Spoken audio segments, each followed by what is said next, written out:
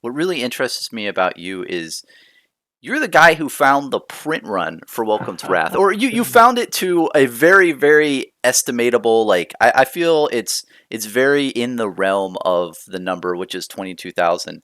And we've talked about it, and it's funny how a lot of people in the community and out there, even in Rudy from Alpha Investments video, some guy had a question like, "Hey, ask James, is 22,000 the real print run for Welcome to Wrath?" And he said, "Yeah, it's around that number."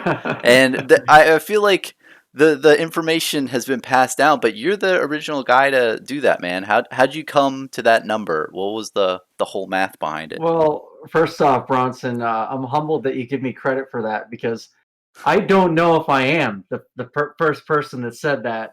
I may be the first person that actually published it in a permanence form, on the Reddit. But Yeah. I don't know if I'm the first person that said that. But so let me kind of give you a backstory a little bit. So I think I discovered the game in around July, Hmm. and at the time, previously I had been really getting back into collecting magic again. And I decided, I had got into magic for a few more months, and I decided, you know what, there's way too much product releases in magic right now. I feel like it's just a big money grab, especially after playing arena. I played arena for about 3 or 4 months straight, and it just seemed to be another big money grab. And I'm like, I'm not gonna be putting all my money into this. And I was Yeah. doing some research on old Magic stuff and how Magic started in 1993 and 94. Watching some old videos about how they were testing out Magic, and I just thought it was so cool. And I was thinking, man, wouldn't it be awesome to just kind of like find a game like this that's in its beginning phases? And then on a whim, I just looked at Wikipedia, and I put in trading card game or something, and a big long list came up, and I had Flesh and Blood was one of them, and I Hmm. had narrowed it down to a few of them. One was Exodus, I think one was Force of Will, and one was Flesh and Blood. And there was a couple things I was looking for. One was which game just recently came out, because I wanted to be on playing a game from the ground floor. Another thing I was looking at was the arts. Hmm. What game has cool art? Because a lot of the art I saw out there was very like anime-ish type art, which Yeah, I'm there's a not lot of those too. games. Yeah, I'm not too into that. I'm more of like an old school fantasy type guy. Lord of the Rings. I don't know if you know Terry Brooks. Forgotten Realms type stuff. I like all that kind of art. It's a little bit darker. Yeah, You know, like and adult. right, yeah. And so I saw the Flesh and Blood art on their website. I'm like, wow, this is pretty cool. And of course, gameplay is a big deal as well, but you can't really get into the gameplay at first glance. I want to know, did this game just start? What's the art look like? And then let's kind of explore the gameplay Yeah. and the philosophy, and also the philosophy behind the game. What does this game got going behind it? And I actually listened to the people who started. I think it was Exodus. The interview, they had a couple interviews online, and I thought those people, it's a like brother and sister group. I know I'm kind of getting off the track here, No, but no, I heard about that. That yeah, that seemed like a nice trading card game but I thought too. Exodus was really cool. But after doing so, I was down to those two games, and after doing some more research, I decided I was going to get into Flesh and Blood. All right, and so I bit the bullet and I bought a $300 case of Welcome to Rathe Alpha. Yeah, for $300. Oh my It gosh, was the best you know. decision you ever made in your life. At the Yeah. time, it was a lot of money, Yeah. and I told Tell, my wife, I said, "Hey, I got a confession to make. I just spent $300 on a card game." She's like, "Well, okay. I hope it works out for you." Is basically what she said. yeah. Well, it makes sense And because it's a startup trading card game for $300. right, That's a lot of money back in the yeah. day, and that's what. And when was that? In That was 2019? July. That was Oh, July. Yeah, July. yeah. This 2020. Yeah, July 2020. Wow. yeah. So Times a changing. I know, and I was basically like, I guess you would call me maybe the last group of early adopters because August is when the prices went up, right? Yeah. For the first time. So anyhow, as I was buying this game, I started doing research on it. I was looking at the print run for Magic the Gathering's original sets. And so I was just kind of doing a comparison. I'm like, okay, so what's the print run? Because really, that's kind of the telltale sign of how rare the cards you hold are, It's true. So and true. how scarce and in demand they will become in the future. And so I stumbled across this post from James, what's his name? James White, James right? White. Yep. Yeah. Makes me think of Walter White from Breaking Bad. He's Yeah. an Right. evil genius, James White. Same feel.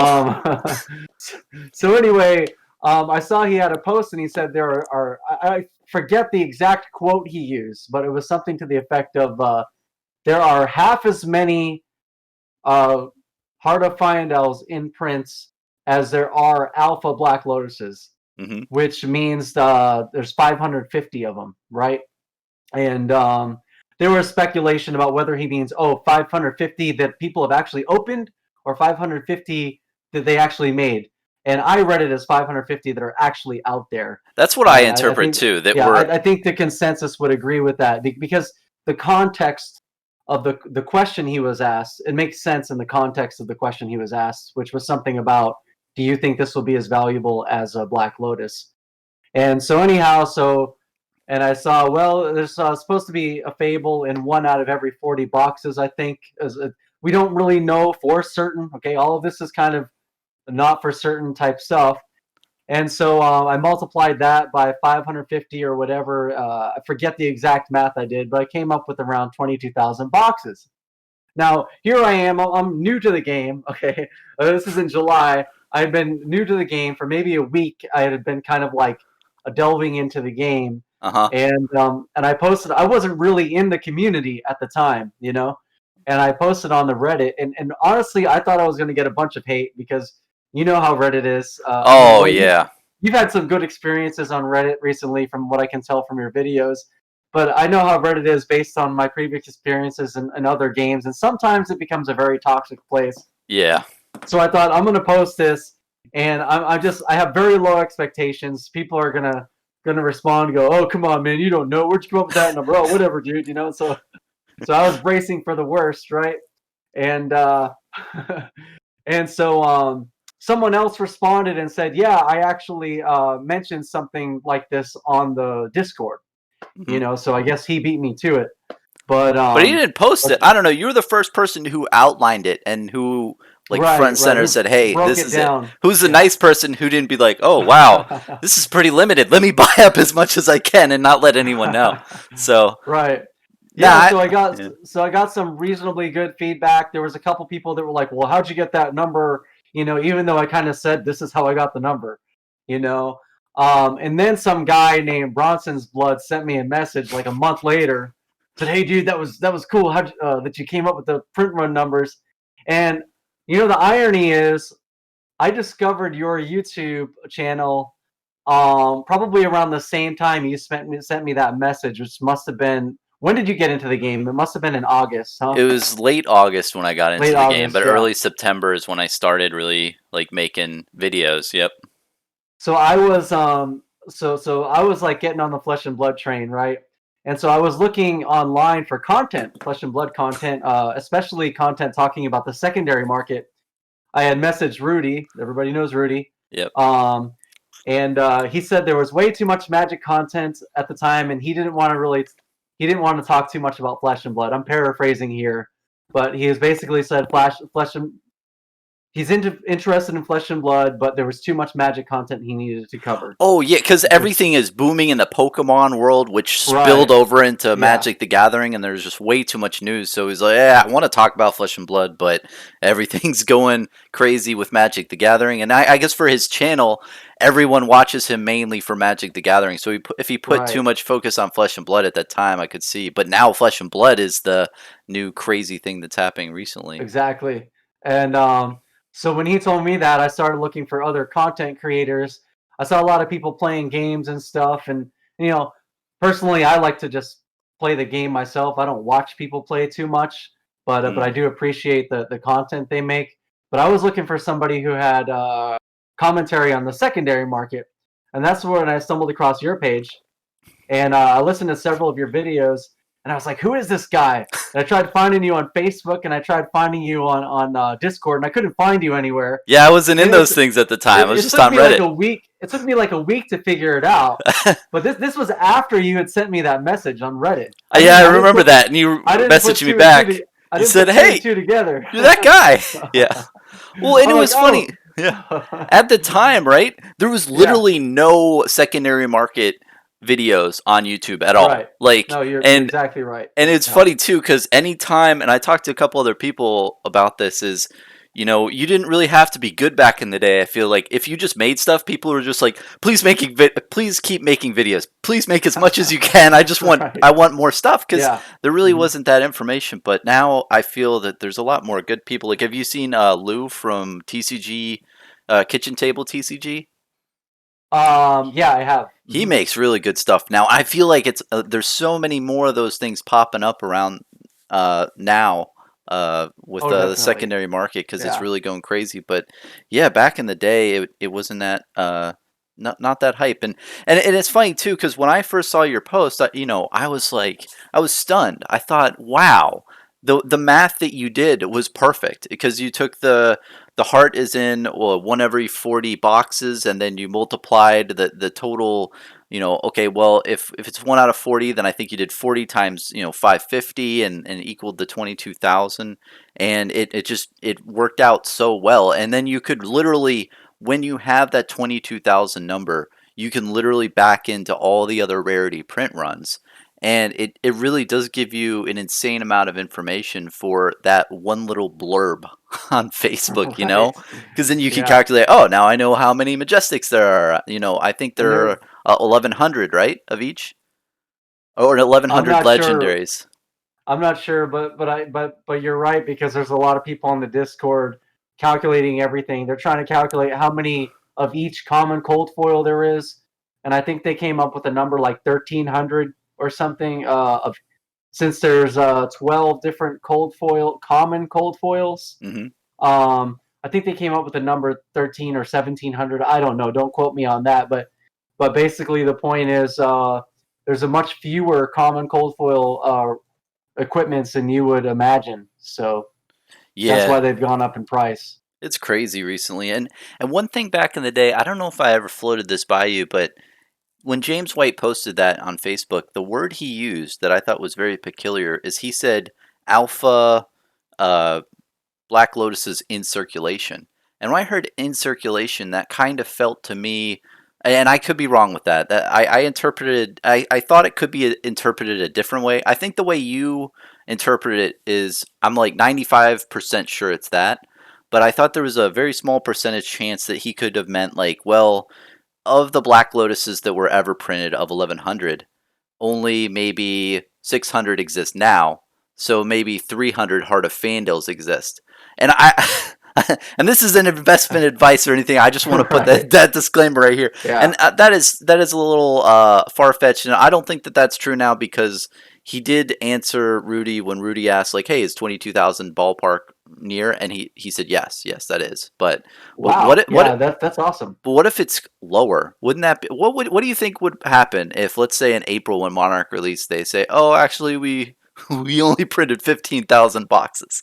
I mean, that would be ridiculous. Yeah. Well, I've always thought that what goes up must come down. Yeah. But as we've seen the past 6 months, that hasn't been true for this game. I don't know if I mean I don't want to speculate. Like you, I'm a normal guy in a normal room. Yeah. Uh, so I mean, one would think that the more scarcity that is realized, that the more valuable it will become, especially with big magic finance guys moving in and just buying up everything. They got more money to throw around. Um, Yeah, and I'm with you. I but don't like to speculate yeah, too much about what yeah, what things are going to do, and at this point it doesn't really matter, I feel too, cuz basically if you own alpha stuff, you're most likely a huge investor who's just gobbled it up over the last couple right, months, or you're this big whale that's coming in. But it's funny that you yeah. say that because you've watched my earlier videos, and I look back at them and I Mhm. cringe. I think, what the heck was I thinking? I showed the Eye of Ophidian. And I said, oh, it's $300 or $500. That seems a bit high. Oh right, That oh seems a little, right, and then yeah. what? 3 months later, the Eye is what, 2 grand or something. It's just insane how Yeah. much the stuff has gone up over a short period of time. it's just nuts, and that's going to be lost over time. It's cool that we've been in like since the beginning, to see all this Oh stuff yeah, unfold. definitely. I mean, I think what we've seen kind of is a you know, such just a rapid growth. Like we've witnessed like what 15 years of growth in like a 6 month time frame. When you compare it to games like Magic the Gathering, I mean, I don't know for sure, but it took about a decade or 15 years probably for everything to get to where it is, where Flesh and Blood is now over a 6 month time frame. It's just ridiculous. I mean, you had a huge window between, I don't know when the first store in the U.S. got Flesh and Blood, but let's say January, because when was the game released? October 2019? Yeah, something like October Let's 2019. say between January and March, stores here got Flesh and Blood. So you had between a 3 to 6 month window to get all the product you wanted at the Yeah, lowest prices you're ever going to get it. You know, and the irony is that the lockdown somehow saw this game thrive. And I was talking to my local game store, and actually they're one of the biggest stores that have adopted Flesh and Blood in the U.S. Because if you look on they're called Fat Ogre. Shout out to Fat Ogre in Spring, Texas. Fab If you look Ogre. at the Fat Ogre, Oh, Fat F Ogre. A, yeah, and if you look at the leaderboards on the XP ranks on the official Fab Flesh and Blood website, most of the guys on there on the top are from Fat Ogre, and the manager there told me the reason that they adopted Flesh and Blood is because the lockdown happened, and they had some free. They had some kits that were sent to them with some Ira decks. I guess I don't know the exact contents, but Uh huh. they said the lockdown happened. They were bored. They checked out this new game called Flesh and Blood, and they just fell in love with it. You Wow, know? that's insane. Yeah. So they were like, "Well, Yeah. nobody's in our store. Might as well start playing some games." Oh, what's Yeah. this we got in the Exactly. mail? That's And hilarious. I wasn't there that brief period of time that they adopted the game, but I came along a few months later and started playing with them. So That's awesome. And that yeah. sounds a lot like when I had Kale from Dead Summer Art. I talked to him, and he said when he first got it, he works at a local game store over where he's at, and he got the package sent to his game store, and he asked his manager, "Hey, what's this?" And the manager's like, "I don't know. You open it and see what it is." And that's what started him on it. It's crazy Wow. how this thing. You made a really good point. It got distributed in the beginning as just like, oh, check this out, see what this is, and some people just Right. got really invested into it, and it really does seem, going back to what you were talking about in the beginning, man. This is something where people are realizing that this is the ground floor of something special that's really Right. about to pop because I've played Magic the Gathering a lot, and like you, man, I was in the scene for a while as mainly a collector. I like to collect the old cards. Mm. I collect. I had a complete set of Homelands and Fallen Empires, complete trash cards, but I just liked the artwork, and it was really nice for a while, and I liked the content that was out there. But it just got to a point when I watched. I don't watch him too much, but I watched Brian from Tularian College, Oh, and okay. yeah, and their Tularian Community College, and he had this Wait, one wait. video. Are you talking? What's his name? Brian? Yeah, Brian, and Is he the professor? yeah, the professor. I should have just Oh, said okay. I that. never I never knew his first name. That's Yeah, yeah, interesting. yeah. His name's Brian. Okay. I just All caught right. it in one of the videos, but there's this one where he's talking about the Walking Dead thing, but the way the sadness on his face and how he Yeah. expressed his just Hmm. displeasure with that product just really made me. It really hit me, man. And I don't listen to too many of his videos, but that in particular, he just slammed it really hard, Well. and I feel that like a lot of people, if you've been in the Magic the Gathering community, you've heard of all these people who've been around since the 94, 93 Hmm. era, and they had that feeling of, wow, this is something, and they could reminisce of that ABU era. And Hmm. now this is kind of our moment, and I have that same feeling that we are starting from the ground floor, like you're talking about. Well, coming from the professor, that opinion means a lot when he's unhappy or disappointed with Magic or Wizards of the Coast, because he's such a strong advocate for Yeah, Magic that he would never say anything against him unless it really was truly, a disappointment. yeah. Because you don't when you supported Magic for so long, you don't want to be let down by Magic, or Exactly. by He has a whole Wizards. channel around Magic Yeah, the Gathering. He doesn't want to say, exactly. he wants to promote it as much as possible. So when I mean, even in the beginning of the video, he had like a 20-second just sigh, and you could just see it on his face. He portrayed Yeah. it very well of his displeasure in the way he talked about it, and it is true. It seems pretty much like a cash grab, and it's Well, so refreshing when you come to Flesh and Blood. it's really almost, I guess, if I could use the word serendipitous, for Legend Story Studios to be coming out at this exact time when Magic is going through what it's going through right now. And it's very funny because before I started listening to everyone's commentary on what was going on with Magic and Flesh and Blood, this was probably like right before I got into Flesh and Blood. I went on Wikipedia page and I was looking at all of Magic's product releases, and I was counting how many product releases they did every year since like Hmm. the 90s. In the early 90s, it was like 3 or 4 product releases a year, and then it became like 5 to 7, and they started slowly increasing their product releases. And then I think it was like 2019, boom! I don't know how many it was, but they got exploded on their product release line, and then 2020 the same. I was like, if I'm a collector, or how the heck am I going to keep up with their current product releases? And a player, how am I going to Yeah. be able to keep up with every new format, every new card that comes out, and at the same time, think of all the other cards that have been released in the past. It's overwhelming, and especially coming from Magic Arena is how I rediscovered the paper Magic is even Arena feels like a big cash grab, you know, Oh yeah. and so it's like I don't want to be giving my money to a company that's just they seem like the secret layers. It just all seems like a giant cash grab, The secret and layer is by far because it's really cutting out the middleman of the local game store. It's just saying, hey, we're and going to so sell so this let's kind direct of to the consumer.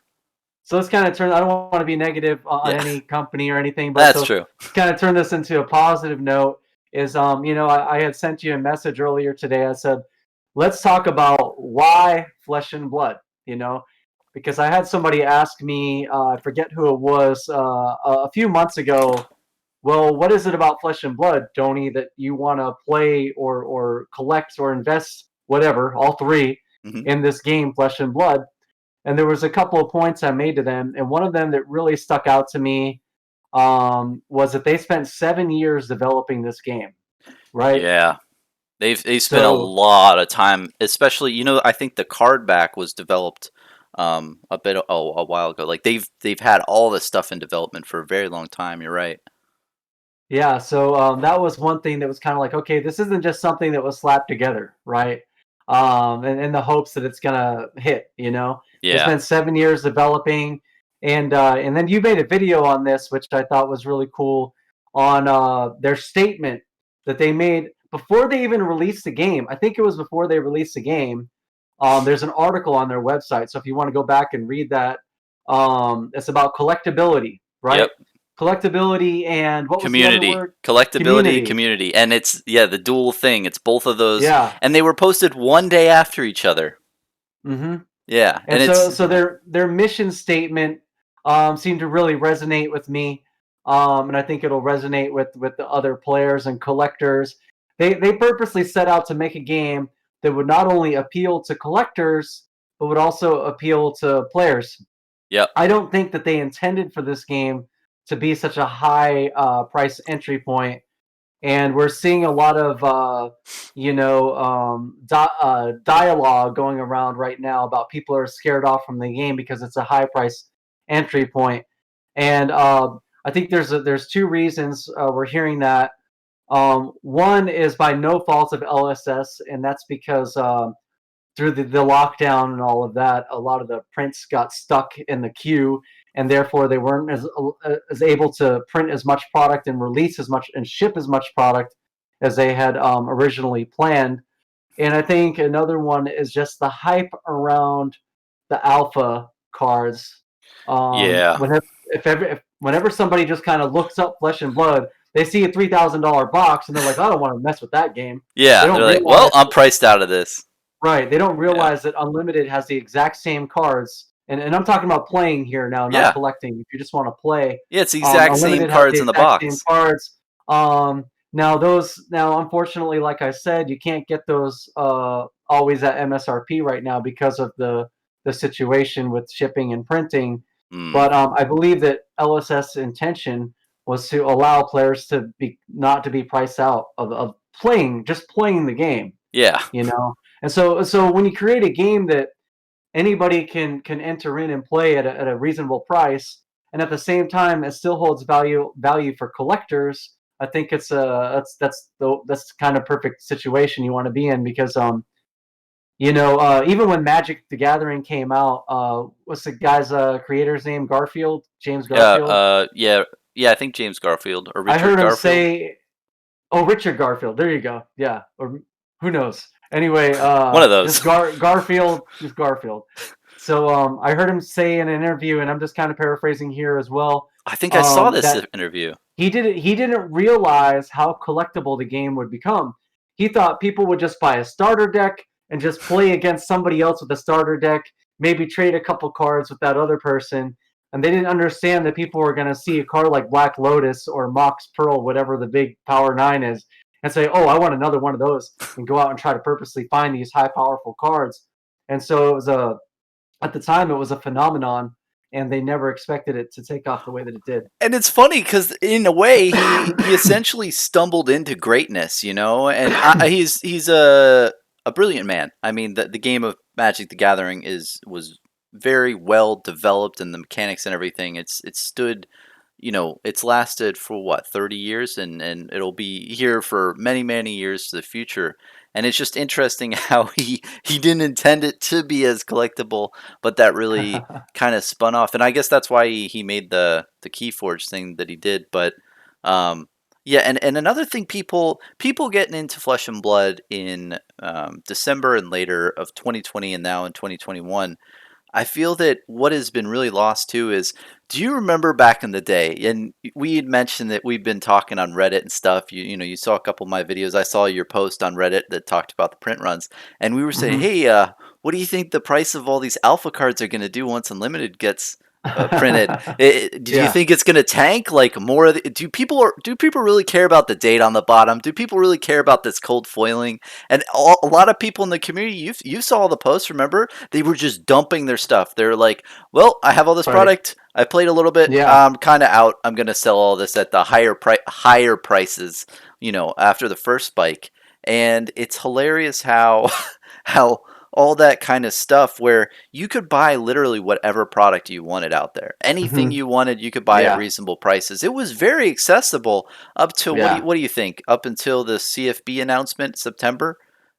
I mean, you could literally buy whatever you Yeah, I want. It think was you're very right. accessible. I think you're right. Yeah, and because I remember you and I had that conversation, and I was personally thought that when Unlimited came out, prices would go down a little, just a little bit Me too. on Alpha product, because only collectors would need the Alpha, while players would be able to invest in the Unlimited. Yep. But you and I have found that to be not the case at all. And that's why It you don't seems speculate, right? You Yeah, don't. exactly.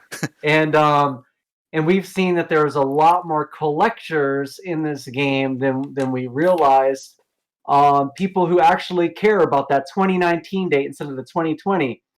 Now I thought this is the really strange thing. I thought, okay, cold foils are going to still be high because we're not going to see cold foils. Uh huh. But I thought rainbow foils alpha would at least come down a little bit, at least.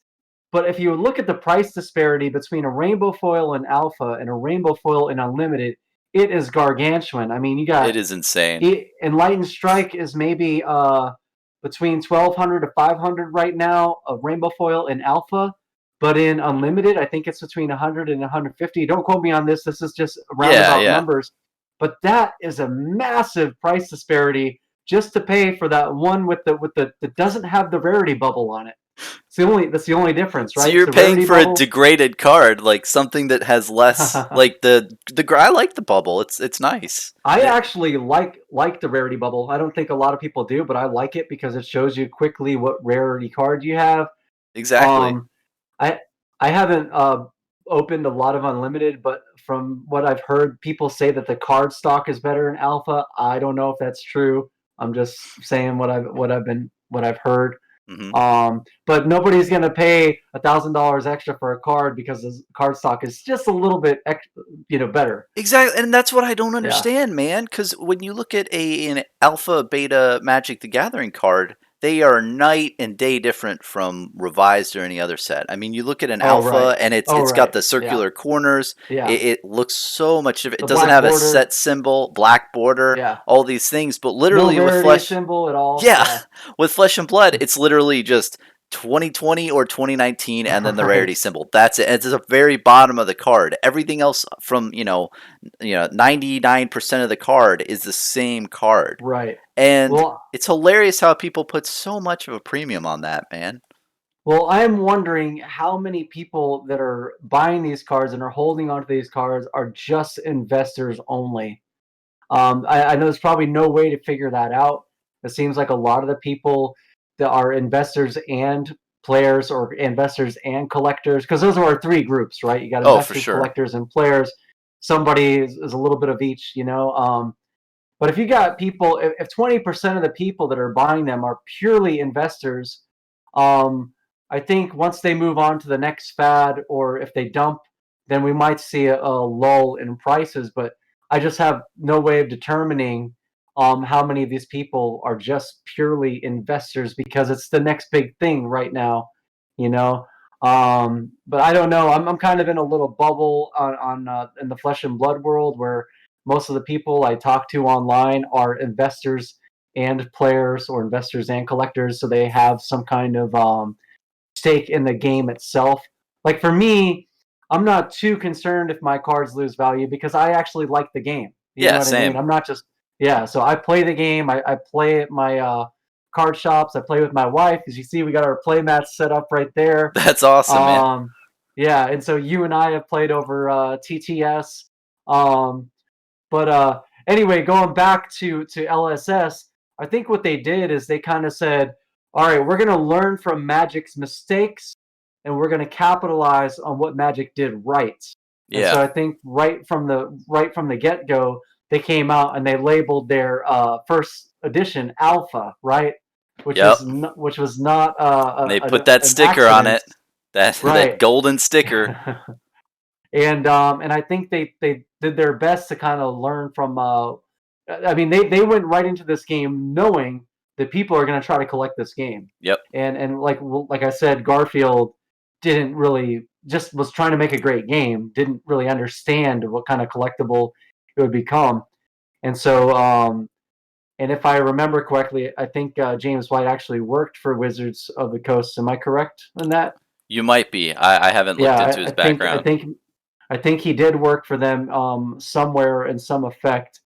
So if anybody wants to comment below and say exactly what that was, and or if I'm lying, then please do so. No, you're But probably. I would not doubt that as a yeah, fact, and I think that they did a brilliant job too when they did move on from their collectability to playability, the alpha and unlimited. And I feel that you and I back in the day, we had a lot of talks about what that was going to do, how they were going to roll it out. That was the big question back in the day of how are they going to roll out unlimited? Because now you're making a product that has an insanely large print run compared to the first print thing. And if you think about those two posts that James White posted, right? The first mm, articles on the Flesh and Blood site, collectability and playability are really conflicting things. Because if you have something collectible, it's right, inherently lower quantity, a small right. amount. But that makes it so people can't play if they don't have the cards that they need. So You those two know, things really conflict. So having this alpha print and unlimited, I feel like that's the differentiation. One is collectible, one is right, playable, and right. yeah, Yeah, I think one is meant to be collected and one is meant to be played. And what they exactly. did with the cold foils was just genius, man. You know, Yeah. and I remember when I first saw a cold foil, and I was like, and I saw the rarity on it, and it said C, of course, -C, and I thought, oh, it's just a common. Oh, whatever. Like I didn't realize. I thought it was just like a rainbow foil. Yeah, yeah. Oh, a cold foil. That's a common. Oh, okay. Well, that's all right. That's not bad, right? And they were selling for what, $3? You could get them for like, yeah, I think they were like $3 to $5 for any cold foil common. It was stupid cheap. Um, yeah, And and I even bought like a bulk set of what is it, commons, rainbow foil for alpha back in the day, just because I wanted to make rainbow foil decks. And I had, I think, one or two cold foil cards, common cards, that they just put in the mix because it's foil. right, yeah, And now I look back and I think, yes, awesome. But before I was like, oh man, it's just the plate armor, the iron rot. yeah. Yeah.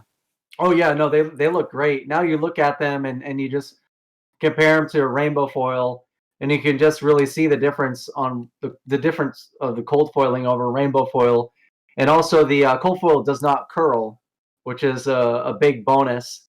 And I've also, at first when I saw the cold foils, they all looked the same color. They all looked like a silverish kind of color. Hmm. But if you take out the refraction bolters and the iron rots and a couple of the other ones, you'll notice that they're actually like a tunic. If you've seen a tunic cold foil, they're No. actually different. They're actually different colors. They're not all like a silver whitish type color. Really? This is good Yeah, information. So they're a different hue or whatnot? right. Exactly. Yeah. Huh. I don't think Um, anybody's been if you can talking bear about with that. me, if you can bear with me for a I second, will bear I with can you go as full hot. long All as right, you all want, right, yeah, man. just a moment. Yeah. Yeah, please. Man, this is interesting. We're going to get into some spicy news here. I did not know this. See, this is why it's good to talk to a lot of people in the community, man. You learn a lot of good information that you don't know about. Let's see what Tony's got. So shout out. Am I allowed to give a shout out? You can shout out anything you want, as long Shout as out you... to Zion Cases for this case. Wow. So I was watching your video with Jordan, and Jordan was talking about mag cases, right? Uh-huh. And I use the same ones, right? So magnetic Oh, ultra flow black bordered case. those look real. How do you like them? Do you really like them? Oh, I love them. Yeah, I like the black border. Obviously, you can't see it that well on the screen, but it just really highlights the cold foiling. The black border ones. Mm-hmm. So this one is Perch Grapplers. It looks like a silver color. Let's see. Okay, so Bullseye Bracers is more of a goldish color. Okay, Mm-hmm. I'm not going to be able to show it, but I'm just like we were just talking about the different colors. That's crazy. Yeah, Bullseye Bracers is like a gold color. Yeah, I see that a Cold little bit. foil. Skullbone cross wrap is more of a silverish. Oh, Redliner is definitely like a reddish gold, like an autumn That's type color. fascinating. Do you think the cold foil And is like laid over? the Death Dealer is a silver. Yeah, the cold foil definitely seems to be like a Achilles is more of a gold, reddish Achilles accelerator. It Wow, definitely seems to be like a layer on top of the card. Yeah. that's I mean, I interesting. don't know for certain, but I would say that. I mean, I would take it off the sleeve and rub it with my finger, but I'm not going to do that.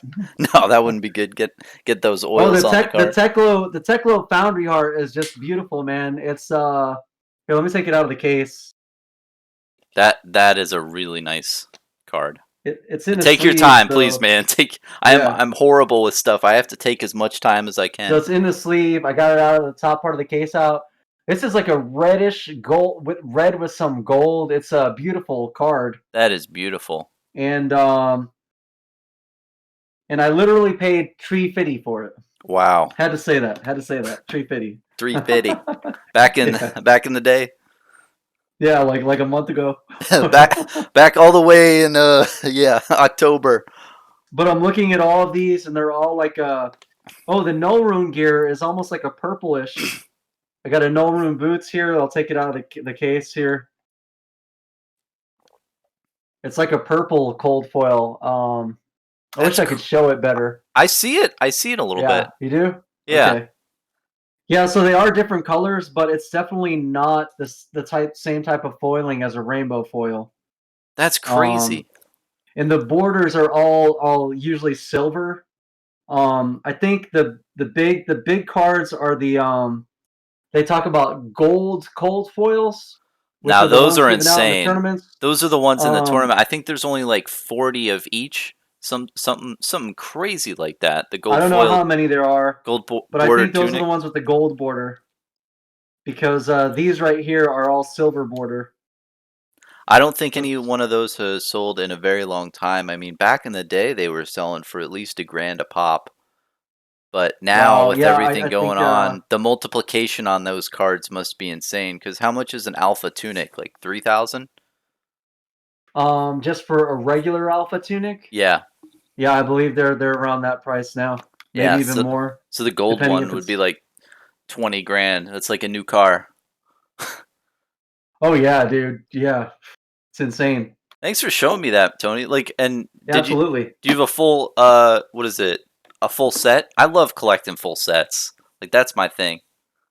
I have a full set of all the gear, cold foil. Yeah, That's awesome, man. gear meaning equipment and weapons, but not the fables. I'm missing the Eye of Ophidia, so if anybody has a cold foil eye and they're up for a trade of some sort, give me a shout. That's the only one I need. That's I the don't have the only cold. one you need? I don't. Yeah, I don't have the cold foil heroes, but I'm waiting on that because um I think I'll be able to get a better deal later in the future. That's just my personal belief. Don't take that as an investment advice. Yeah, But you're smart, man. Yeah, I yeah, feel like a lot of more yeah. people need to do that, and I please encourage anyone who's making videos, man. You gotta cover your ass because if Yeah. people take your information, and you might not think it's big at the time, but imagine if I, as a YouTuber, said, "Hey, Unlimited's coming out," right? Back in the day, if Unlimited's coming out, you gotta sell all your cards. It's all gonna go down. You're gonna lose all your money. Right. That would have Yeah. screwed over so many people. And Yeah. honestly, I wanted to make more videos about the secondary market, but after the CFB and Channel Fireball and the TCG player announcements, the stuff in the secondary market has just gone insane. There's no way anybody can predict it. So I just literally stopped. I said, you know what, this is Right. comedic. Yeah. I'm not going to touch this anymore because it's just You crazy. know, And back in it the day, really all that is. stuff.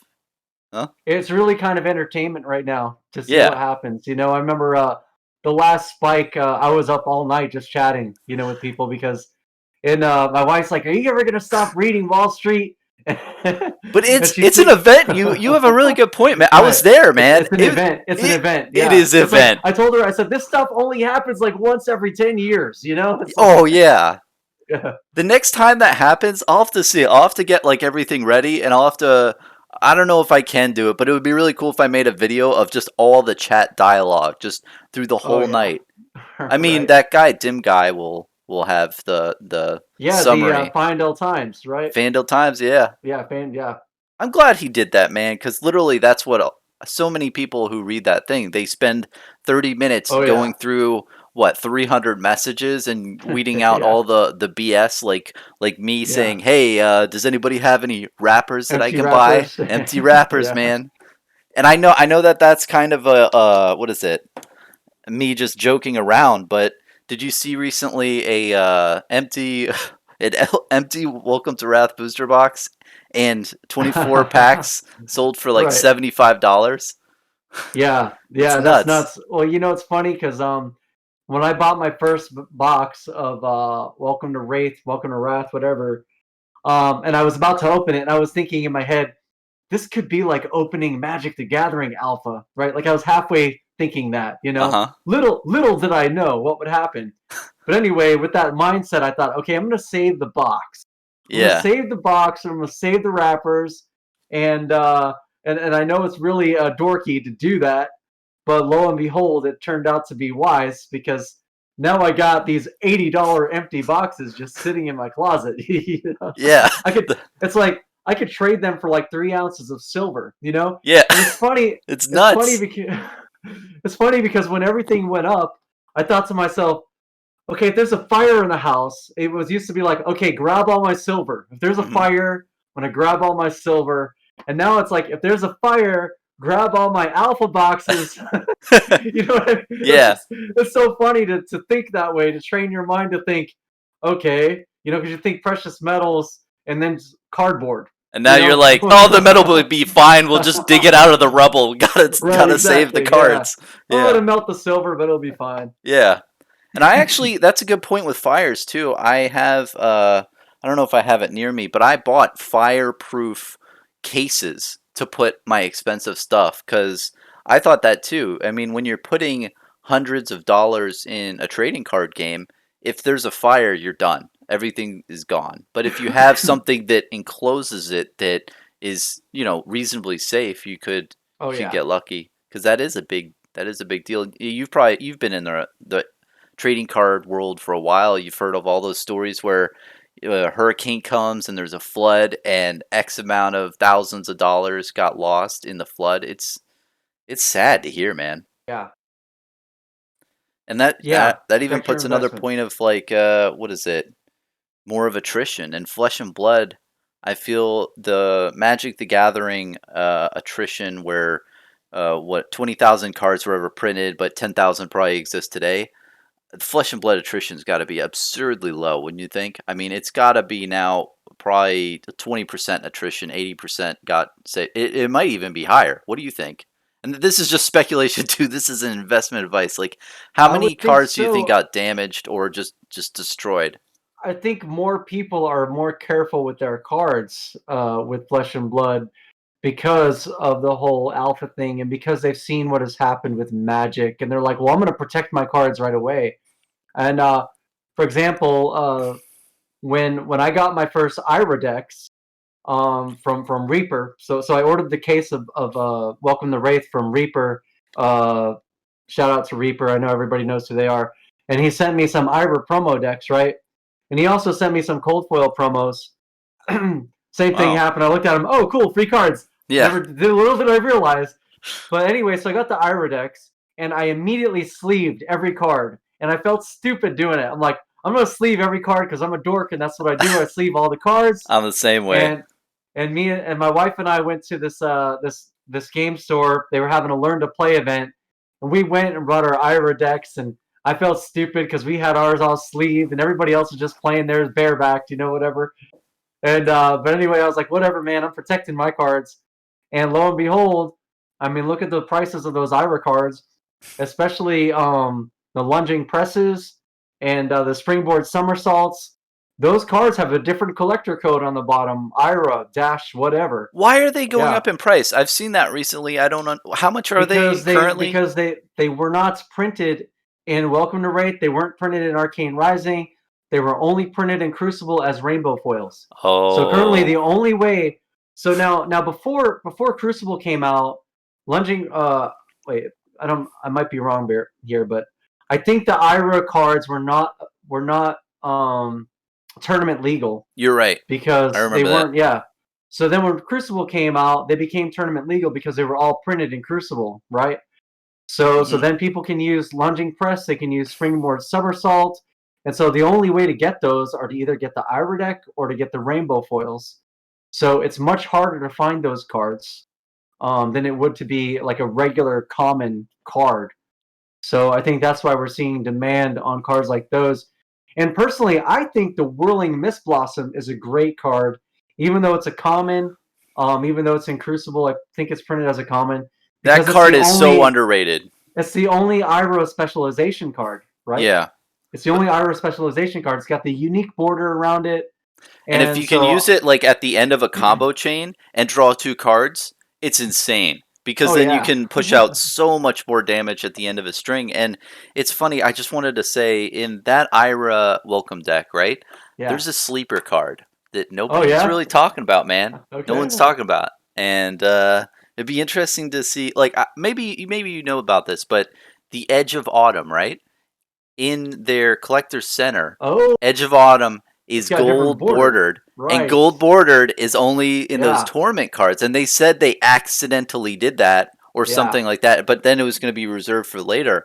And at one point of me wants to say nobody's really going to care because there's so many Edge of Autumns already in common slot for crew and beyond. There's going to be more printings. It's only a common card. But if people care about the date at the bottom of the card, Yeah. imagine how much they're actually going to care about a gold bordered card. What do you think about that card? I think you're exactly right. Yep, that's going to be a card that people are going to be after. Yeah, People are now. The interesting thing is they have reprinted the IRA promotional decks. If you look at the collector center, they're going to be releasing more IRA decks. However, we don't know if those new IRA decks are going to have that same gold bordered edge of bottom. I don't And think so. if it is as you say that it was a mistake that was unintended, um, then we'll probably see the regular border for Edge of Autumn, in which case the other ones will be more scarce. And this isn't investment advice again. No, it's not. It's just It's commenting just on the scarcity of a card is all. yeah, and all we are Um, doing is reading web pages out there and looking right. at borderings of cards, but Now, correct me nobody's if I'm talking about wrong, that, huh? but I believe the Iron Rot test print cards also had a gold border. Am I right? Yeah, those Like, cards are insane. now, Yeah, when I first started collecting the game, I was looking for the Iron Rot cards, and nobody knew what I was talking about. Like, what are you talking about? These Iron Rot? They're like, I have Iron Rots. Yeah, I'll give it to you for $1. I'm like, no, I'm looking for the promo test print cards. What the heck is that? And so I refer them to the link on the website. And that's another thing I think Flesh and Blood does really great, or I should say LSS, Legend Story Studios, is they have this collector center on their website that shows you all the cards they've released. And even before that, they had card galleries that showed yep. you all the cards that were in the sets. And if you looked at the very bottom of the card gallery, it said Slingshot Underground promo. Well, what is this, you know? And it had the 4 cards. But a lot of people didn't dig that far. They weren't hiding it; it was there in plain Yeah, it sight. was right on their site. And It's just they didn't talk about it as much, and nobody in the community is talking about it at all. And from what I've talked to different people about it, it seems that the only people who got those cards were it was in like the December 2018 or 2019, maybe right, December 2019, where they gave it out as a thank you if you signed up for their fan page. But the only people who were doing that were probably friends and family, most likely, of Legend Story Studios and a myriad of other people. But I feel that getting those now are insane. They haven't released the print runs of those at all, but it's got to be super low. I mean, well, it's a artist proof and it has like a couple of misprints on it, and it's right. ridiculous. I think back in August, I was talking to somebody about buying one. He was in New Zealand or Australia, I'm not sure. And I asked him, I said, "What's your current offer?" And he said $125. And he said, and I'm not joking, meaning he was telling me that he thought 125 was high. Like Wow. he was surprised that somebody was willing to offer him $125. And I said something at the time. I had just gotten into the game, so I was really hesitant about what I wanted to buy and stuff. And I said, okay, I'll think about it. And then he got back to me, and I think he said it sold. I can't remember exactly what it was. I think he said it sold for $200, and he was like over the moon that it sold for $200. And now I saw in a post a couple days ago that somebody had supposedly, this could just be a rumor, Yeah, but somebody had supposedly offered like over $1,000 for one of those cards. I'd believe that. Um, and I heard, and which makes sense because like I've been keeping my eye on the market, and someone else told me they bought one for $600 like a month or two ago. So even those test print cards, they got a white backing, a gold border, and like you said, there's a couple that are misprinted, so they definitely stand out as far as the Iron Rock card is armor card is concerned. It's like I can imagine, you know, it's like Rudy said, never in a million years did he think this would happen. And I can even imagine, like, and I think you were saying this, that the game got too successful. Yeah, The they game were got too good at what they did. too It's they true. got too successful for their own good.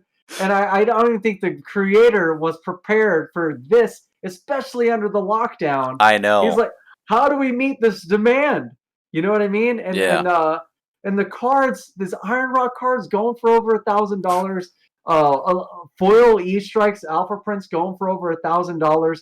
I mean, I sold a Grasp of the Arknight cold foil for 180 just before Unlimited because I thought it was going to go down when Unlimited came out. I sold it for 180, ah, and you know those are selling for what? What are they selling between 1,200 to 1,500 right now? yeah, something like And that. it's like the only thing, like I posted in Discord, I said the only thing us early adopters have to complain about is whether we made a 50% profit as opposed to a 3,000% profit. You know It's what I true. mean? Because we really can't complain. Hey, I sold all my Welcome to Rathe Alpha boxes between $300 to $500 each. What can I say? I paid $75 each for them. Yeah. Should I be crying because I didn't wait till they were 3,000? It's that I cycle, did you're trade. like, oh man, I Yeah, shouldn't have sold out too early, but then you loop back around and you're like, well, I'm really happy with what I got, and I'm excited that right. I've got all this collection that other people don't have, because people who gotten into this game in December 2020, like you're saying, they see all these high prices, and they get put off and thrown away. But in a way, it's good, man. I mean, if you see that a game is thriving that much, and I feel that the biggest misconception is people think, oh, it's only an investment thing. No, it's because people actually have played the game. People like the artwork and the lore and everything else, and that's Yeah, why. And they feel that feeling like we were talking earlier, where this is something good. This is something that's bursting from the ground. It's you be a part of the community at an interesting time, because yeah, I don't know. All I know is when I was into Magic the Gathering, and I still am. I love my collections. I love my complete sets. I have no intention of selling any of that stuff anytime soon. But I always heard people talk about that era of when it first launched, and it's right. really cool to capture that. And I mean, Flesh and Blood, the people behind it, Legend Story Studios. I want to go back to what you're talking about with the Collector Center, because Okay. they did take a lot of stuff from the One, Magic the Gathering book, but one, man, one sec. I'm gonna get yeah, some water. yeah, take your time, man. This, after all, this is drinking with Bronson. It is. You got to drink. I gotta drink something. I've been drinking a bunch of different waters. I tend to drink a bunch. I Um, noticed. I think you were drinking out of a coffee cup in your yeah, last video. Was that I coffee or have coffee. tea? I was like, It's is he a coffee. coffee guy or a tea guy? Okay, I'm coffee. definitely a coffee guy. I've always wanted to be a tea guy though. But yeah, Well, you got to man. work on your accent a little bit to be a tea drinker, right? Yeah, the British accent. Yeah, exactly. It'd be what is it? English breakfast with Bronson. That could be my Right. my spin-off of drinking with Yeah. Bronson. I wonder what it would be, because this whole segment, if you've seen the drinking with Bronson videos, I have the pits, so it's supposed to be real shady underground, anything Oh, goes. right. I Yeah. wonder if That tavern picture or something. Yeah. exactly, Yeah. and that's what's supposed to be about the pits, is it's shady, but if I did breakfast with Bronson, it'd be Speaking sunny. of that, I really loved your video on the you covered the areas of Wraith, the pits, Solaria, or whatever the Yeah, areas are, and you were talking about how they were opposites, and you were I appreciate speculating. that, man. Yeah, yeah, I thought that was really neat about that, and you were speculating on what they would do about that, and now I think they've dropped some hints that Monarch is going to use something to do with the regions in the Hmm. gameplay. Did they drop a hint about that? No, I didn't hear that, but Well, they probably if you've did. noticed that the borders on the hero cards are not specific to the hero class, it's specific to the region that the hero comes from. Oh, that's true. Like Kasai and Kano have the same region border on their cards. I I know. think so. Yeah, Yeah, one of them. that's a good point. Anyhow, yeah, I'm gonna have to go back and rewatch your video on that because And I can and tell explain it a your little bit viewers. here. And Yeah, you know what, that I appreciate that, man. Like I feel that yeah, that video that I made earlier on, and a lot of people look at me and they see the empty boxes I've crew, and I've shown a lot of different cards I have, yeah. and I look like a more of a collector investor type person. But to be honest, man, when I first started this game in September, I was like knee deep in the lore. I was up to my stomach in the lore. I was just going crazy with all that stuff, Yeah. and I did notice, and I feel very very high certainty that they did do something there with something I call duality. What you were saying is everything has Right there you go. opposites. That's the word. And Yeah. the easiest one, of course, is Solana and Demonostry. Those are, opposites, night and day. Right. And then you've got the Savage Lands, which is very just raw. And I think that they are opposites with Aria, because Aria is just beautiful and the landscape is beautiful and all that Oh, stuff. right. And Yeah. and the Savage lands are savage. And Right. then Volcor and Metrix, those are two opposites. So Metrix is more gears and science based, where Right. Volcor is very Magic, right? magic. Yeah. And then the Yeah. last one is the Pits, which is just raw, and then it is at face value. And then Mysteria is mysterious. It's all covered in mist. And I know that this might seem like a far fetched idea at first, but if you look at the Legend Story site, I made a video about this too, is that the two people on the front of the site are James White and Robbie Wynn. And James White is the Volcor area. He's a Huh. giraffe mage, right? He's Volcor. And on the Huh. left, it's Metrix. You can see gears. So it kind of has a Wow. duality on No the front kidding. page of the site. So Yeah. anyway, it's just it'll Well, be I really think interesting to see if they do something with that in the future. I think science versus magic is a common theme in like a fantasy the world. You know what I mean? It's So true. yeah. Because if But you have those big advances, it's got to be one or the other, right? It's some mysterious aether or something that's right. driving the power, or it's some machine technology that's Hmm. making something big. No, I think you're right. So you wanted to mention something about the collector center earlier. We kind of got off the beaten path there, but do you remember No, what I you were love thinking that about? rabbit hole. That I'll talk about that. Oh, I'll talk lore yeah, rabbit hole all yeah, time. But yeah, thanks for the yeah. collector center.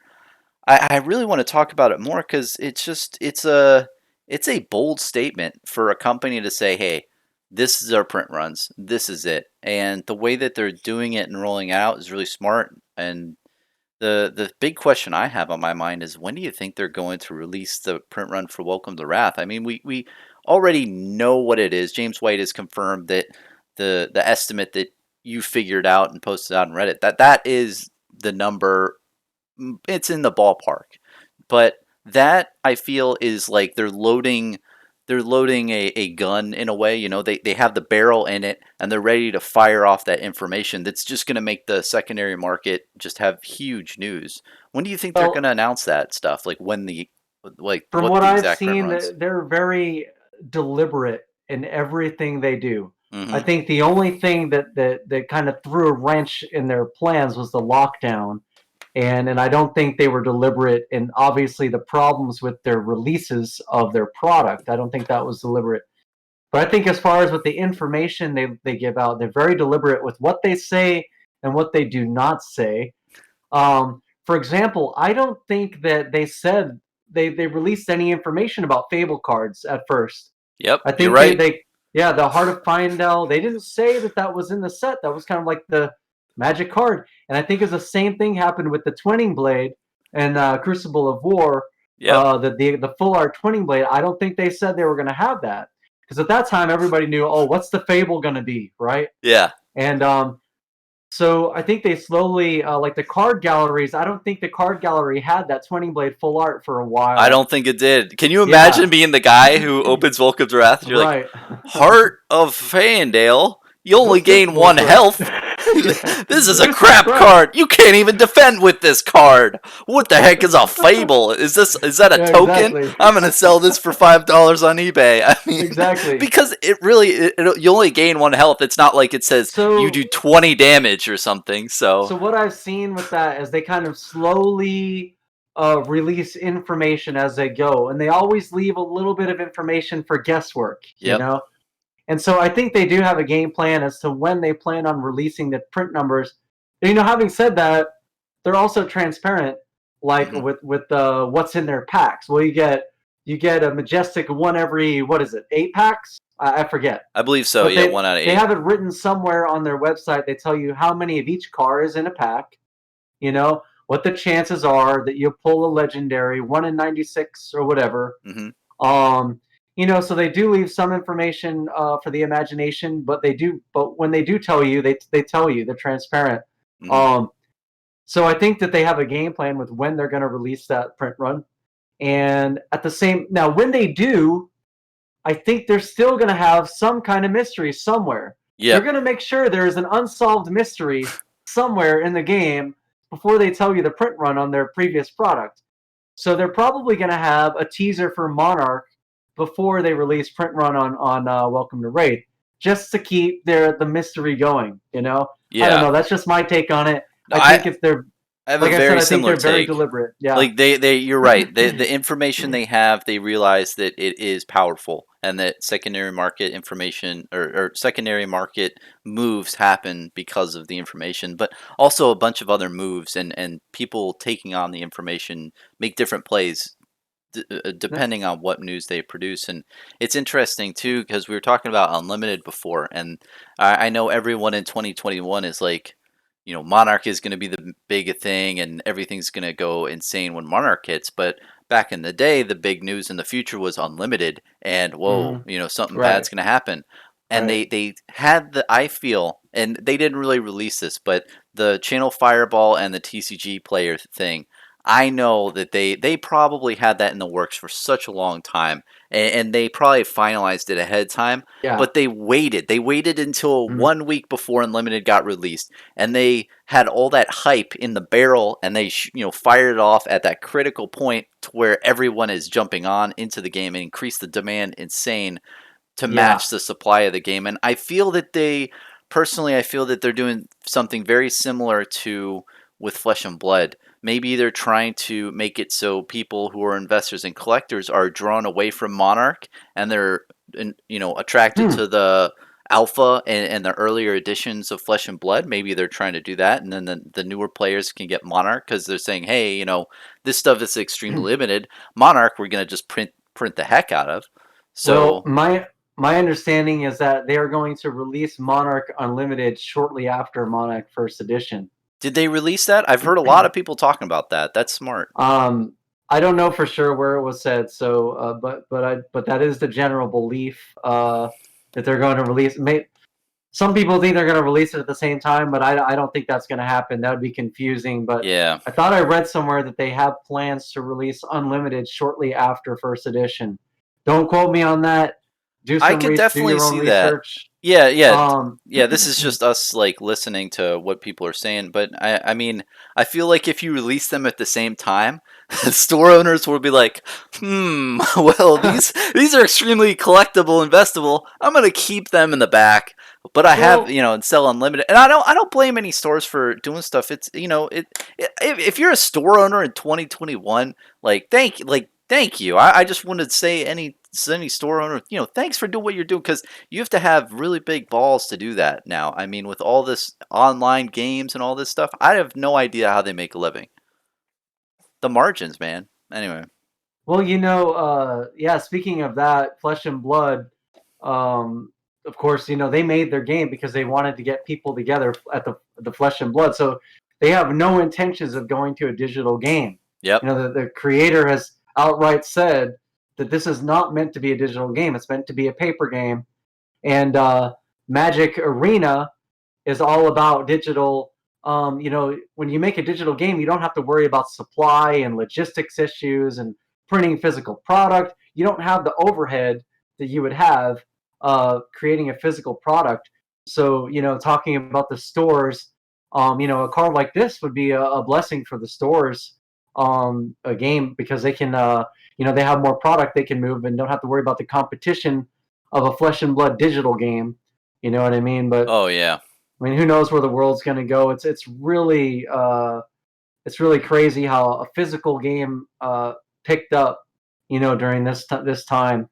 You know, It's really hard to believe it. I mean, yeah, having well, a card game that's meant to be played in person is just I like exploding. the aspect of a physical game because when you buy the cards, you own the cards. Yep. Now, I don't care what they tell you.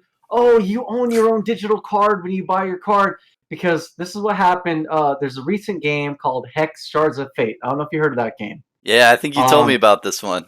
Yeah, it took off a Kickstarter, one of the biggest Kickstarters for games, and back when 2011 or so, around that time, I don't know, 2012 maybe, and the game thrived for a few years, and then there was a lawsuit because with Wizards of the Coast, because some of their mechanics were very similar to Magic the Gathering, and ever since then, it kind of started to slowly go downhill. The last 3 years, the game has been really dead. Finally, they just came out and announced we're shutting down our game. They shut down the game on January 1st, Oh is yeah. when it was over. and left a lot of people disappointed who invested in the game. My point being, if you invest in a digital game, you have to have faith that that company is never going to go out and that you'll always have your cards. There's people that spent thousands upon thousands of dollars on Hex, and now they can't even play it anymore. You That's know, really sad. but when you get a physical card game, you can always play it. You Yep. know, Except as long for as you can house find. fires, which again is Right, important to keep stuff right, in sealed things that are yeah. fireproof. But no, you're right. And with even investments in general, when you put money into different things, if they are out there in the digital world, there's so much risk that you have where you might not ever get it back. I mean, even crypto and all that other stuff, that you have no idea what's going to happen in the digital realm. But you're right in a point where when you have the physical cards in your hand, unless somebody really takes these from you, or Right. nature is very mean, you're always going to have these cards to There's play with. something about holding it in your hand and There saying, is. this is my card, right? You know what I mean? Yeah, As opposed to just looking at it on the screen. This is pixels. You know, that's the exactly. joke. Well, and yeah, and it's nice when you pay money and you actually get, yeah, physical thing that Right. you can touch, and it's funny But too. I wanted to go on the topic of Oh a yeah. note for players, not just collectors. But you mentioned earlier about the Heart of Fyendal. We know how much it's worth now, several $1,000s. And then some guy pulls it and he said, "This is worthless. You just pitch it and you gain one life." Yeah. You know, and so I think Legend Story Studios perfectly designed the most rare cards as not being the most powerful cards, Yep. whereas in Magic the Gathering in its early phases, the most rare were also the most powerful. So the problem was people were priced out of competitive decks. Whereas now you don't need a Heart of Fyendal to play a competitive deck. In Yep. fact, I believe every competitive deck does not have a heart in it. So for you players who are worried about the cost, Yep. um, just keep in mind that the creators did not intend to create super rare cards to be the most competitively played cards. Um, I love having this said, topic, and yeah, yeah, you know what? And you're right. And the way you would have seen if they wanted to make these Fable and Legendary cards just absolutely bonkers is, can you imagine if, like, the red pummel was a Fable card? People right. would be Oh yeah. so Oh pissed yeah. because red Yeah. pummel is insane. What you get, like, what, it adds 4 attack to your attack, and they have to discard a card, and it's attack Yeah. reaction for 1. It's Yeah. ridiculous card. It's used in so many decks, including a lot of the big top 8 competitive decks. And you're right, the Heart of Fandale, it's not used in the top 8 in a Right. lot of the tournaments. And of course, I'll put a disclaimer that we're still in the baby steps of Right. getting this thing to a national level or a global level where there's a lot more players, a lot more deck constructions, and Right. so on. But a lot of the people in the pro scene I've heard is they don't like it because you can't block with it. You can't defend with it. It doesn't have that much utility in that sense. And you can only really gain 1 health. And over a long period of the game, you really, to capitalize it, I feel you'd have to mill your own deck a lot and then have to like Right. constantly reuse it. But in a sense, Right. it's a very, very niche strategy. I think So so. yeah, Yeah. and you're right. That does solve the problem because when you have that conflict, right? In your game where you want it to be playable but you want it to be collectible, if you have the collectible cards only used for insanely niche things, that Yeah. makes it extremely playable. And I'm with you. I think you have the same thing. It's like I love making decks out of just commons and rares. It's a Oh lot of yeah. fun, and they're good. The decks are good. You can compete. I mean, it is tough sometimes when you're. I will say that if you're versing somebody and they have the armor that blocks for 2, like the chest pieces, then essentially they have 2 more health on you versus other Right. chest pieces. But overall, I mean, I feel that as more sets get released, that whole problem is just going to vanish. I mean, you know, with more chess pieces and armor pieces, generic pieces being implemented, I Well, think let's think that about thing it. is going to Let's say I'm vanish. a new player, Yeah. and let's say I want to make a competitive deck for just one class. Hmm. Okay. Um, Now, in today's markets, how much do you think that would cost me? Now, you got to factor in, let's say I need my legendary. Let's say Hmm. I want to play a Guardian and I need the legendary card. What's the tectonic plating going for unlimited right now? Between 80 to 120? 80 to 120. Yep. Okay. Now is that a lot? That's going to be your most expensive card, right? Yep. For a deck. Yeah. So you're looking at, if you want to play competitively, you're probably looking at between paying 80 to 120 for your most expensive card. If you just want to create one deck with one hero. Yeah, the Um, only other needed card I think is Crippling Crush. I had it lying around. Crippling Crush. How much is that for non-foil unlimited? Maybe like 10 or 20. But to your 10. point, like I think that what do you think a Bravo competitive deck would be? Maybe 250 to 300 on unlimited, like being conservative? I would say if you hunt around, you could probably even get it cheaper than that. Yeah. Yeah. But even if like Um, let's say you didn't use the tectonic plating, if you didn't have that and oh you made right, a that's half the budget, deck. That's half the yeah. deck right there. That's half the deck price Yeah. right there. And I've played with the other one. I actually like that card a lot. It's the one that gives you 2 resource discount off the next attack action.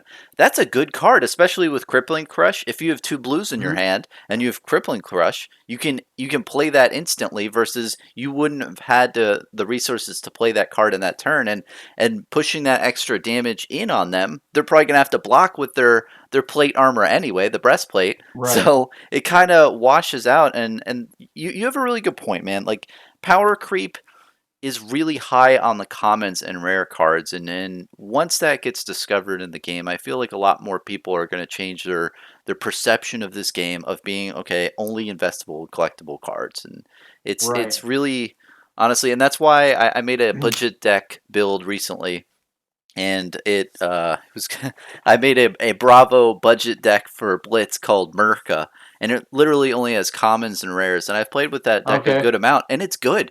I want to know your perception too, but I feel strategy in the game is really important, and with that deck, literally my whole strategy is and I think I versed you. Didn't I verse you with that deck? Maybe I did. I know you versed me with some decks. I don't I know if think that was that one specifically. I think so. And basically, all it does is attack every turn with Sledge of Anvilheim, just attacking you for That's 6 every right. turn. And I feel Yeah. that that strategy is extremely basic, but extremely useful.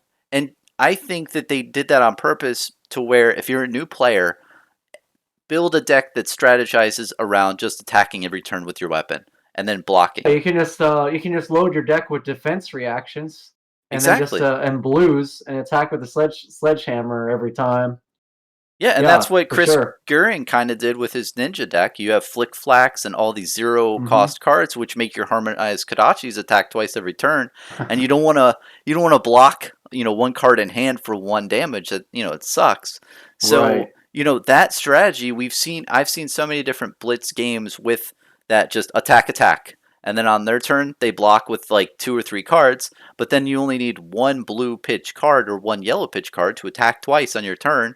Attack. Right. And when you attack all those times, you eventually get them down to too low of a health. But what do you think on that? Like, you think that they designed it like that, where the weapons were more for, I won't say beginner players, but maybe beginner. Like, it's a very easy strategy, and you can develop stuff around that with commons, and strategy is important when developing deck more so than maybe having higher rarity I cards. don't know that they specifically targeted weapons with thinking about whether they were beginner friendly or not. I'm not sure that was the take they had, but I would definitely think, since like we talked about earlier, the game spent 7 years in development.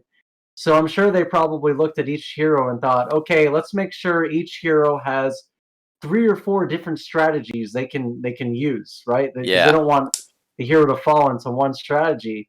Um, so like I'm a Bravo guy like you, and I've been messing around with different types of strategies, and I actually love the swing with Anathos strategy, or swing with Sledge strategy, and just hold off your opponent and then let them exhaust themselves. I don't. To me, that's fun. To it other people, is. it's cheesy. It's cheesy, but and I've been testing every other hero recently, and I told my wife, I'm like, I don't know why, but my favorite is Bravo because Same. I tried playing Ranger, but I tried playing Ranger defensively, and I realized you can't do that. You can't play every Oh hero no. like Bravo. It doesn't work. And so as I was playing Wizard, Ranger, Runeblade, I discovered that every time you play a hero, it's like playing a different game. It It's is just so true. beautiful. It's like playing a different game, especially Wizard. You're playing a different game totally if you play Wizard. Yeah. Um, Wizard is and like so 6D chess where you're playing on your opponent's turn and you're playing on weird right. angles and you have to make all this math in And your head. the weapons just add such a different flavor because you're gonna play Bravo differently if you're playing Sledge or if you're playing Anathos. And Yep. just like you showed me with your wizard deck, with the Talishar, Oh right? yeah. My Spellblade wizard You're gonna play that was great. with the I mean, ravenous rabbles. yeah, to play wizard with Talishar or play wizard with his Crucible is gonna be a different style of play, and Runeblade, I actually think I like Rune. I think Runeblade is my second favorite now. Hmm. And just on a personal, me just going off on a little personal take No, here. no, please. I don't like the lore or style of the Runeblade hero, which is kind of what kind of turned me off from Runeblade at first. Hmm. But I love the play style of Runeblade. It's So fun. I'm here's hoping that they create a Runeblade from Solana, that's like an archangel or something. And That I would think be I would cool. I think I would like enjoy that type of lore, that type of character because the Runeblade to me is, what did he sell his soul for the power? I don't know exactly the lore behind So it, but it's like, basically, this guy was trying to. He was trying to make this ultimate warrior. His name was Lord Sutcliffe, and he had some emotional baggage from his childhood because he could never do any magic, so he had to help other people do it. So that's why he wanted this ultimate warrior to fight his battles, and he had the okay, Arknight Shard. And basically, he went through 20 people, and he killed 20 people trying to put this Arknight Shard and making them the ultimate warrior. wow, yeah. But Viserai was the first person who could actually take the energy of the Arknight Shard, and he became the Arknight, and he's being controlled by So Sutcliffe. so Sutcliffe was the guy who created the Arknight Shard, He had the Arknight Shard. We don't know how but he he's the has it. one. But he's the one who killed the people. Yeah, he ordered Viserai to go around and kill a bunch of people. Oh, Viserai killed the people. Viserai, but he was under the control of Lord Sutcliffe from some Oh, okay. weird reason. But Wow. but I know what Well, you mean. maybe. It's kind of weird. But what's funny, man, is Viserai is actually my second favorite, and I Wow, no, this is crazy. yeah, and what I love too is a lot of people are building him. Do you build him like just aggro attack as much as possible? I've only just started playing him, so I really can't comment too much on that. I've But got to show you this really cool build where basically I just defend the entire game and build up a ton of rune chance and then use the his chest nice, piece to just do nice. like an insane turn to do like 30 damage on Well, one turn. It's a if lot of you fun. technically if you build up 52 rune Yeah. chance, right? Because the maximum runes a player can block would be 12, right? If they had 3 blues in their hand, Yep. and so if you throw 52 rune chance at them, they can only block 12. They take 40 damage. Yeah, you win the game instantly. Yeah, I like that. It's a really fun build. I mean, you But just basically just take it for a long period of time, and I think the one Reaping Blade was really developed uh-huh. around that strategy because it says that if your health is higher than your other player, you can't gain health. So in a way, if you just take it for the entire game, and the other person has those sigils of solace and those other heal cards, those are basically useless. They don't do anything. And what is your take of Right. sigil? I think red sigil of solace should probably. I think it's good for 90% of the deck. It's the zero cost red. You gain 3 health instant. I mean that is so powerful. Well, at first I never understood the life gain because I always thought, why do that when I could just block a card for 3? Yeah. But I've realized that life gain is really helpful versus go wide decks because if someone's coming at you with Kadachi, 1 1 1 1 1 1 1 1 1, Yeah. it'll be more beneficial for you to throw down 1 card and gain 3 life. Yep. Because you're essentially negating 3 of their damage with 1 card, as opposed to having to block all 3 of that with 3 separate cards. So I think that's kind of where I don't know if I explained that right, but No, you I think that's explained where that the really life well. gain really shines. And then you got there's a guardian card that gains you life as well. I think. Yeah, Blessings of Deliverance. Yeah, I really like that right. card. And have Yeah. you ever? I actually made a deck recently that's Bravo, and it has pretty much every heal card in the game. And it's funny because I'll like chain a Blessings of Deliverance into another Blessings of Deliverance, Uh-huh. and then do Sun Kiss as well to gain 3 health. And on my next turn, and Blessings of Deliverance, I feel is a really underrated card when you chain them together because Wow. you play Yeah. one, right? And then you draw a Uh-huh. card, and then if you draw another blessing, so you can play it on top of that, you draw another card, so Wow. you continuously draw Yeah. cards. Yeah, it's So many levels to the game, man. It's a conspiracy. yeah, and isn't that crazy? There's so many different ways to play one hero. It's not just this Yeah. is the hero. You can go aggro, Well, control, or this. It's do you want to heal a ton? Build that way. Do you want to be aggro? We'll put a lot of red cards in also, your deck. Yeah, I think the potential for this game is so great because not only is there so many different ways to play one hero, but there's so many different heroes they can create for each class that has a yeah, different ability. Like I was just saying, Runeblade, another Runeblade hero would be awesome, and they would just give him a different ability. It wouldn't be the same ability as Viscera. You know, give him a different ability, give him a different specialization card, hmm and there you go, a whole new Runeblade hero that can be played completely different than Viscera, you know. And then you got the whole here when heroes rotate out when they become living legends, so that also prevents the game from becoming stagnant when too many heroes are dominating the meta. You know, they win. You know about that whole living legend thing, right? yep. They win 10 tournaments, national tournaments. They're a living legend, and they get rotated out. And so yeah, so I think the potential for the game over the upcoming years is really great. I mean, I think the game has at least how many years do they say they had developed ahead of time? 7 years ahead of time. No, but I mean, how many do they have planned for? You know what I Oh, mean? that's a good question. I don't think they've said that, or I haven't read up on So that. It'd be interesting to know. But so yeah, so well, he said Monarch is when the game is fully realized. So they obviously have had it at least up until Monarch to where they've had their plans. Everything has been their plan, and they're not thinking on the fly. Oh, what are we gonna do next? exactly. You know? And that's beautiful, and people don't realize that too. It's not like they create a new set and they're like, well, what do people buy? Do people buy like vampires now? Do people Right. like tree folk or elves? They have their story. And James White, he made a really cool interview with that Chris Booley guy, and apparently they have the history and the lore for Flesh and Blood realized for 100 years in the past and 100 years in the future. They've really Oh fleshed out wow, everything that they wow. want to do at really a high level. I think they'll go into nitty gritty later.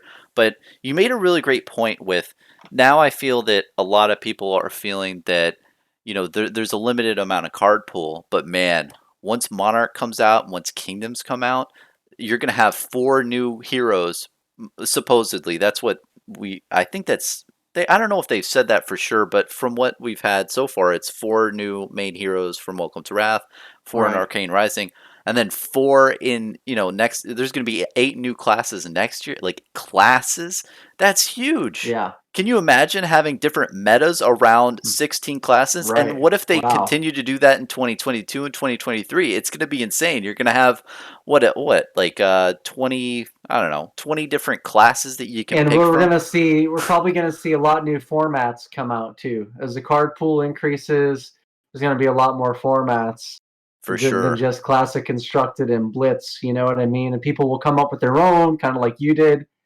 You know, um, I was talking about a popper type format one time on the Discord, and people were saying that there's not enough of a card pool for a popper format to have enough diversity right now. But maybe when Monarch comes out, there's going to be a much bigger card pool. I mean, I love the idea of playing with a limited selection of cards. You know, to me that's a lot of fun. You know, and I never had the opportunity to play sealed or draft. Welcome to Rathe. Still haven't even since Unlimited has come out, but I hope to be able to do so soon.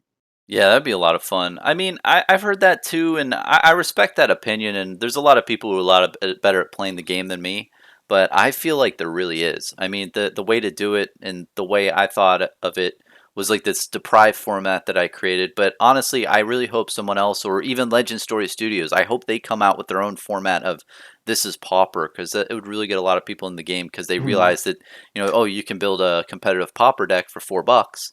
Who's going to jump on that ship? And the way to do it, I Right. think, is make it so the deck is only 20 cards. When it's 20 Right. card deck, that's insanely low. Then your card pool, is huge. But if you're trying to make a Pauper format with 70 or 60 card decks, that's hard. I'll totally agree to that. Like, it's hard to put 70 commons and rares in a 70 card deck, but if you reduce it to 20, I mean, that's a lot more manageable. And I That's feel a that fast game too. it's fast gameplay, and isn't that good for our culture, man? Like, everyone wants that instant gratification, fast games. Because when I first looked at Flesh and Blood, seeing the 40-minute games, it was pretty long.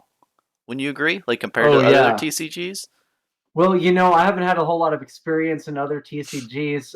Like I said, I played Hex online, Hmm. and I played some Magic, but other than that, I don't really know. 40 minutes actually seems about right. I mean, compared to my Hex games and my Magic games, maybe it is a little long. It depends on your play style too, That is because true. if me and you are playing Bravo, that's going to be a long game. That You is, know, because we're both going to be healing. We're both yeah. going to be If like we're if defending.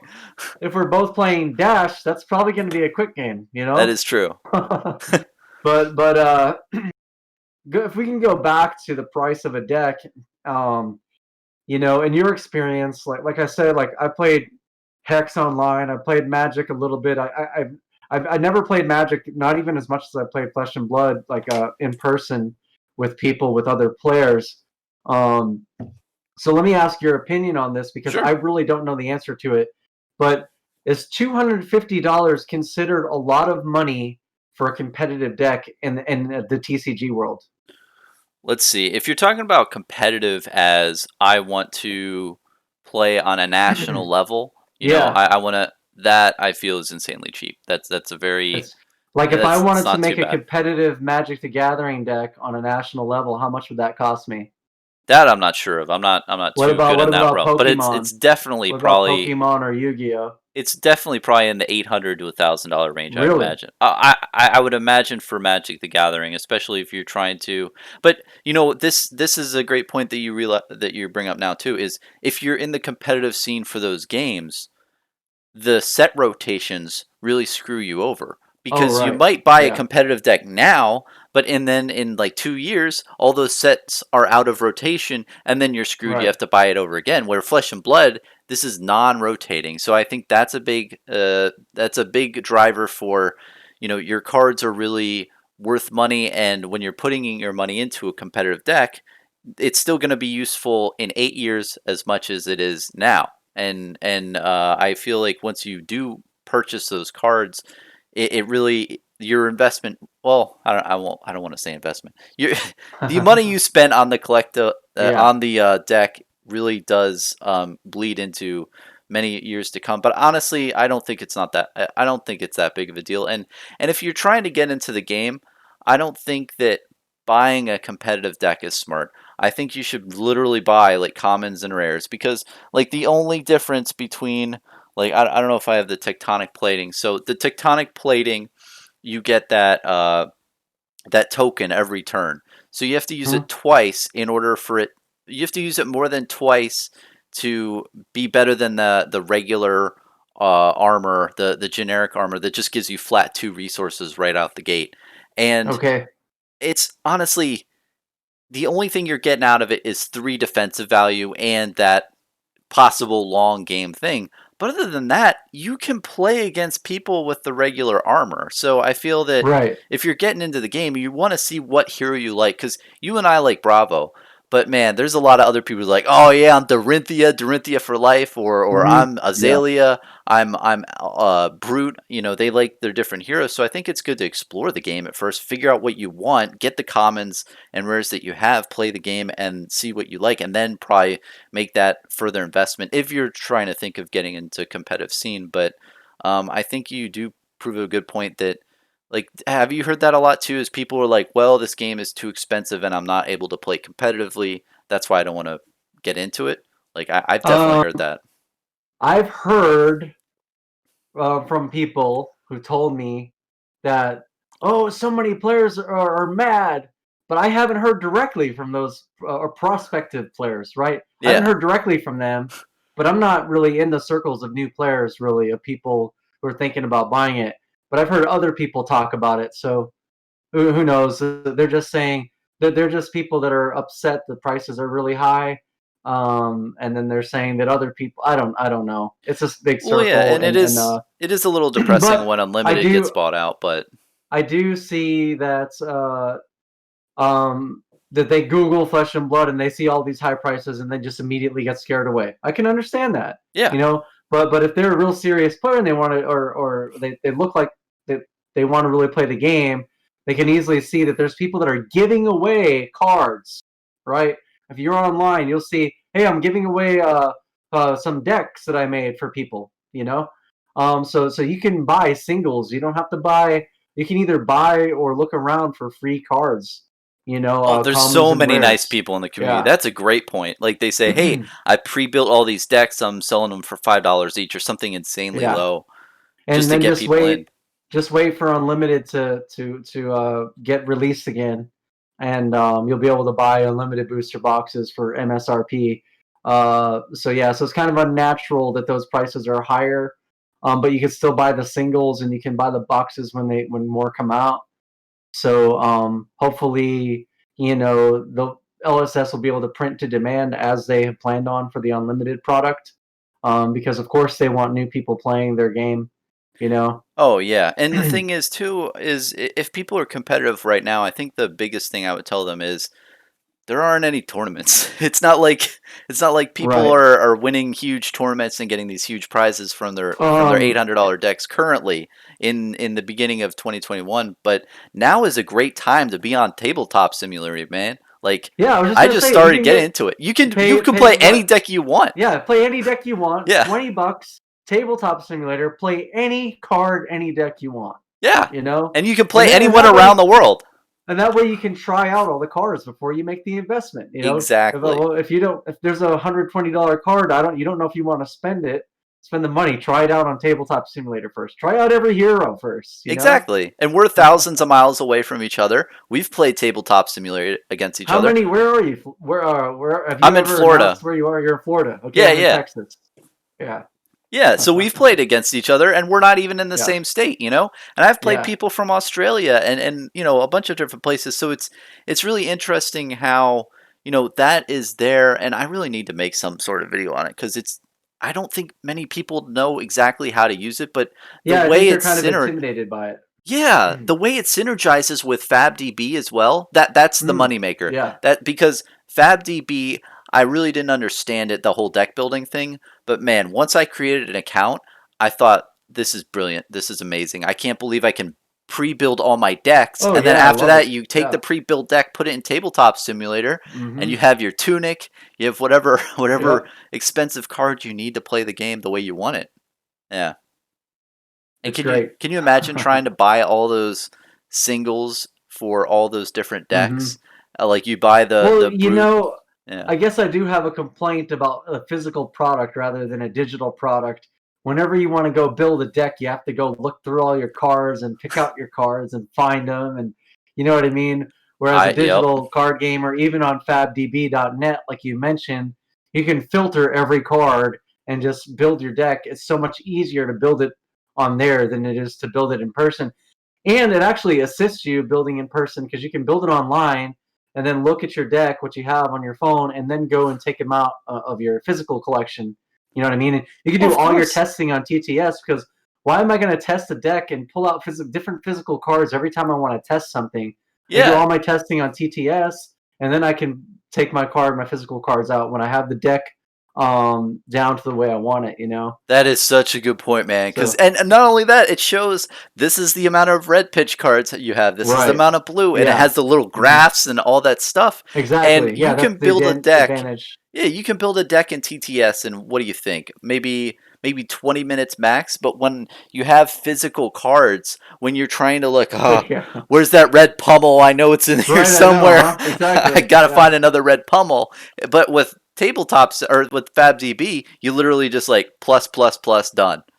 Yeah. Right. Hmm It's a really good point, Technology man. is a beautiful thing. It really is. And even though we're not playing the flesh and blood, we're playing in the ones and zeros, and we're actually playing. And Yeah, yeah, that I feel like that is one of the biggest underrated thing in flesh and blood. I mean, if people want to play competitively, you can do it. You can play on the tabletop simulator, very easy. You can use whatever cards you want. It's $20 or $10 when it's 50% off. It's really cheap, and right. yeah, it's nuts. Well, And anything else you wanted to cover I, before we wrap it up? Yeah, and I think just to wrap it up on that is I just want to summarize it in the analogy of ice cream. You know, you go into an ice cream store, you see there's a really sold out ice cream all the time.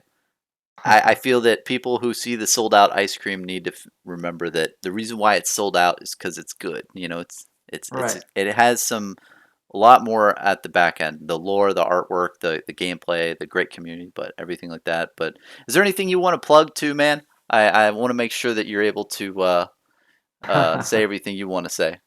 I don't think so. I'm not much of a content creator for games. At least not at the moment. You streamed So I mean, a crew box opening. That was really fun to watch. I did stream that. Yeah. I mean, who knows? Maybe I'll do some more streaming. I think my name on Twitch is ACWhammy, just like on the Discord. I'm ACWhammy on Steam. I'm ACWhammy on eBay. I'm ACWhammy on TCG Player is Whammy Great Deals. Um, on YouTube, I'm Tony Casella. But YouTube I use for other stuff. But you're welcome to go check that out if you want to see a little bit more about me. Um, but yeah, so Yeah, Tony, that's me. you've Yeah. been a really cool friend, man, in the community. Hey, thanks, man. I think that you provided a really cool thing with the print runs Oh, thank initially, you. and I feel that no matter what, I'm gonna say that you're the guy who figured it out, man. Yes. You're the guy, and the other person can hey, they didn't publish, so I it's am not. humbled. I am humbled. Yeah, and I really appreciate you talking with me today, and yeah, I look forward to seeing all the stuff you Absolutely, dude, do, man. and Hey, I yeah, appreciate you jumping on the secondary market. I mean, as far as I'm concerned, you're the first one who came out and made a channel specifically on the secondary market. I mean, I know you thanks, do man. videos that cover all sorts of flesh and blood, but I was itching for that secondary market stuff, and at the time nobody else was providing that. So I really It was appreciate only for you jumping on. entertainment and not investment advice. But Right? yeah, No, thanks, man. I wanted that entertainment. Yeah, everyone had that itch. Yeah, But thanks again, right. man. Appreciate it. Have a good one. Absolutely.